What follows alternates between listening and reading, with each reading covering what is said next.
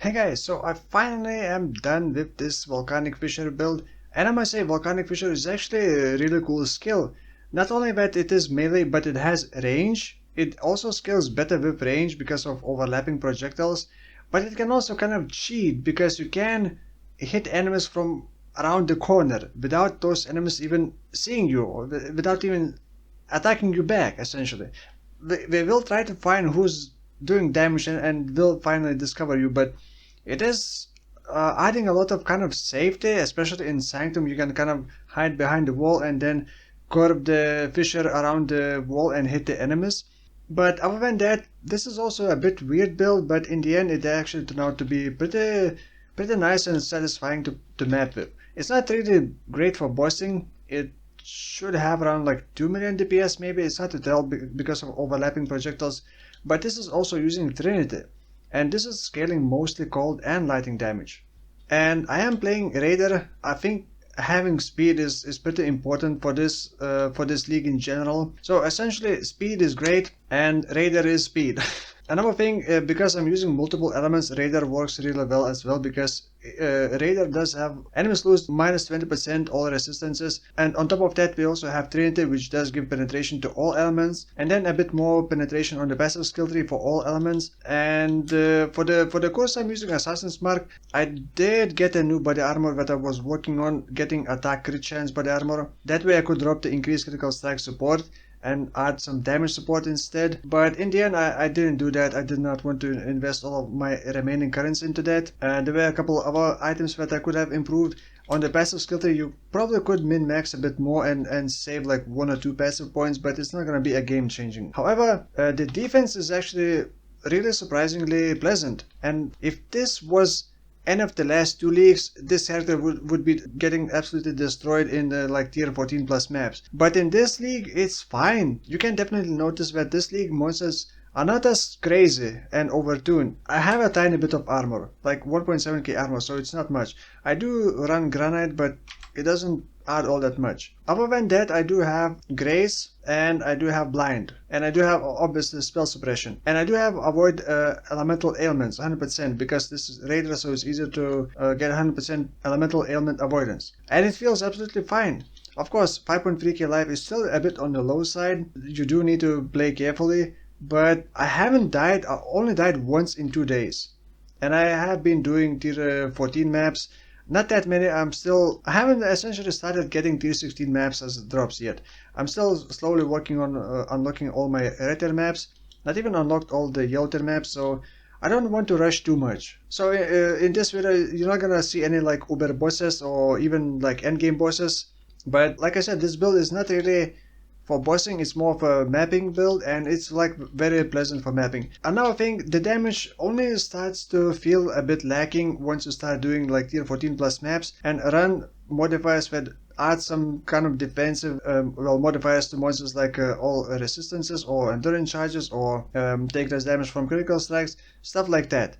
Otherwise, the damage, at least for me, feels absolutely sufficient. The price of this build is also pretty cheap. I think I bought the body armor early in the league for like 80 gears, 60 gears.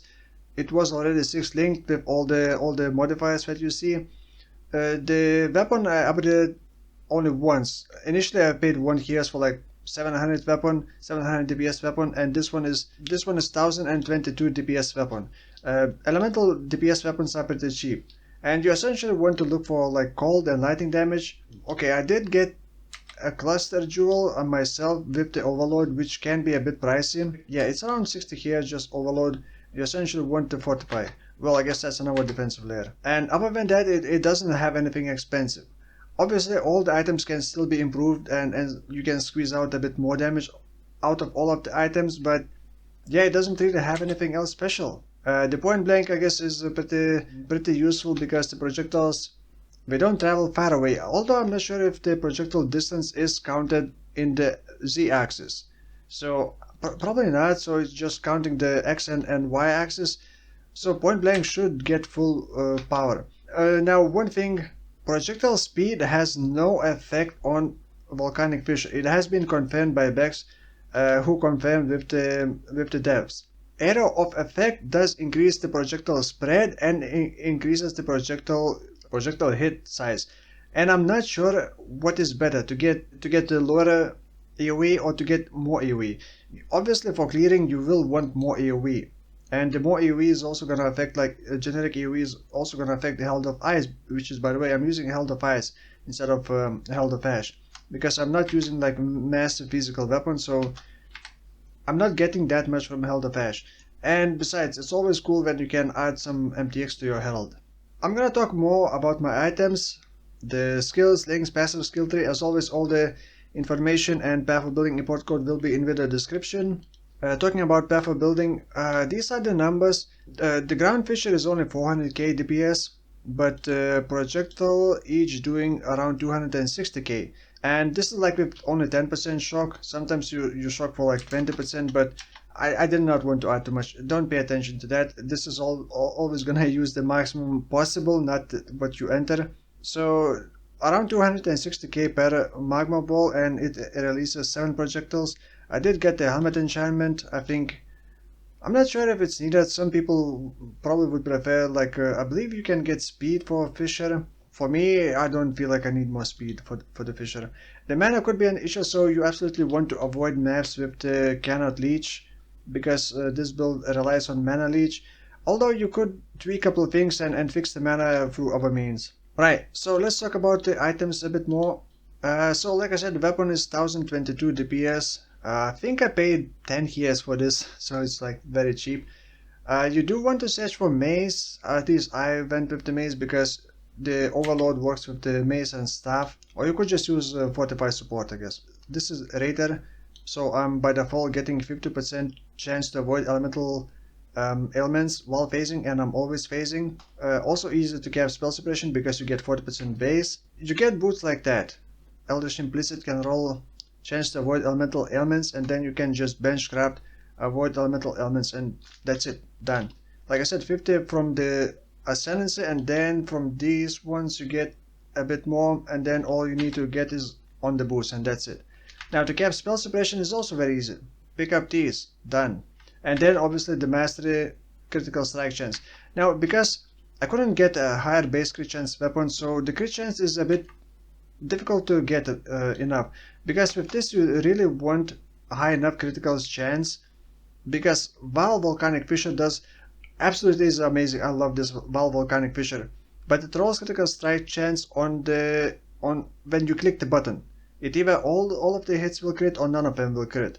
So you want a high crit chance to make it be more consistent crits.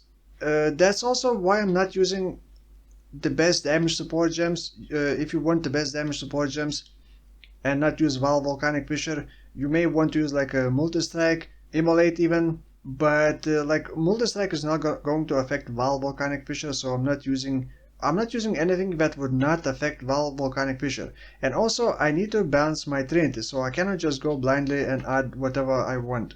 For the helmet there was some Eldritch Implicits that I was going for, but in the end I just couldn't roll it and just give up. I was also thinking of trying to squeeze in another aura, and you could do that.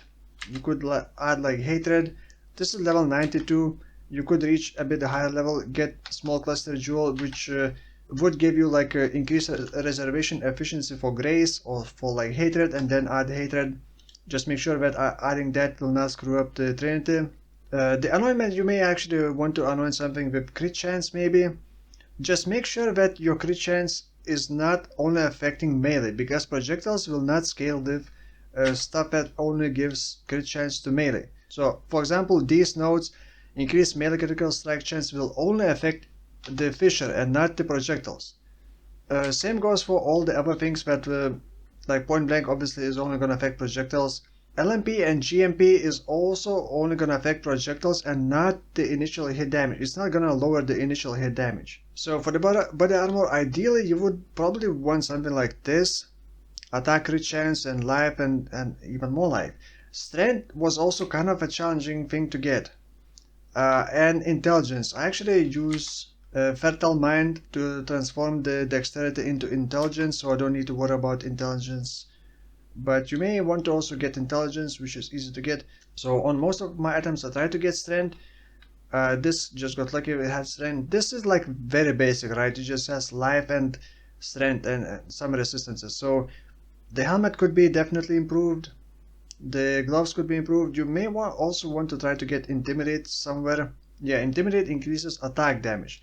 So you may want to also try to get Intimidate, but it's only 10%, so I wouldn't break myself trying to get it. The belt can also be improved, but like I said, I need a strength. You may actually go with the increased crit chance against shocked enemies gloves, or just go with these because you're also chilling enemies, or go with the fire one, flat fire damage against ignited enemies as well. Rings and amulet essentially elemental damage, crit multiplier, elemental damage for attack skills, flat lighting or flat whatever damage you want, and then attributes if you need, and obviously resistances. For the flasks, as you can see, the flask, my flask game is pretty weak, so the flask you can figure out yourself, but I like running granite and diamond to increase my crit chance. Like I said, this does not have very high crit chance, 69% effective crit chance essentially, but the crit multiplier is not that high.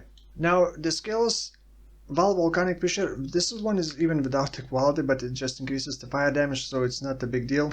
Trinity, elemental damage for attacks. Inspiration, because it increases the crit chance and lowers the mana cost.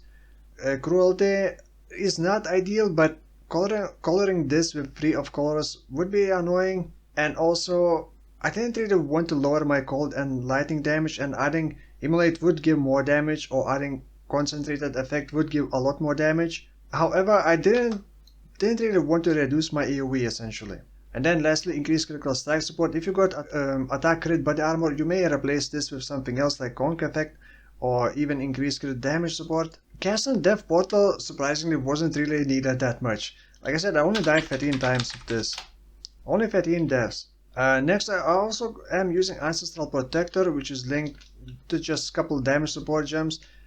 I was using Ancestral Warchief, but Ancestral Warchief only affects the fissure damage and not the projectile. But Ancestral Protector just gives more speed, and essentially it also gives more DPS, like overall DPS, more DPS. Precision for more accuracy and a bit more crit chance. The accuracy surprisingly is not still 100%, so I wish I could improve my accuracy. I even have accuracy on amulet, on the weapon, but you could fix that by getting it on gloves or amulet. Then, like I said, grace, held of ice. You may want to also use held of fire from the beginning. Mark on a hit and assassin's mark. Now you don't need mark on a hit. You can cast assassin's mark manually, and it will be a bit stronger, but I don't want to click things. Now the passive skill tree, you could path it through here. You may even be able to drop all this part. You would want a tiny bit more mana sustain, because if you run out of mana and you can't even attack from a distance, that kind of feels bad. So you may even refund these points, like all of these points, and then just travel through here and then get a bit more life here and there, or damage here and there. All my leeches coming through these nodes essentially. Fertile Mind in here. By the way, for the bandits, I did defeat all of them and took the passive point. I did go for the Cold Mastery. The weapon doesn't have a lot of physical damage, but you still want to convert that. Mark Mastery, that's how I generate frenzy charges from this. Point blank is pretty much a no-brainer for this. On the Medium Jewel, you don't necessarily need Medium Jewel. I just picked up a bit more life. 1 point for 8% life, that's a good deal, and it gives AoE, and this one as well, it gives AoE. But like I said, I'm not too convinced that you want AoE. And then normal jewel, just double damage and then life, essentially. Well, double damage as in 2 damaging mods. I do use Watcher's Eye, but that's mainly for being able to recover my flask when I crit, essentially. You may also want to use Dying Sun, but I don't know, I already released 7 projectiles. I finally decided my second build, and I'm gonna let you guess what I'm gonna be doing based on these items. Can you guess what I'm gonna be doing? If so, let me know in the comments below, because I wanna see if people would actually be able to guess. If you saw my stream, don't guess it. Let others guess it. Anyway, that's gonna be it for today. Thank you for watching, and I'll see you in the next one. Bye bye.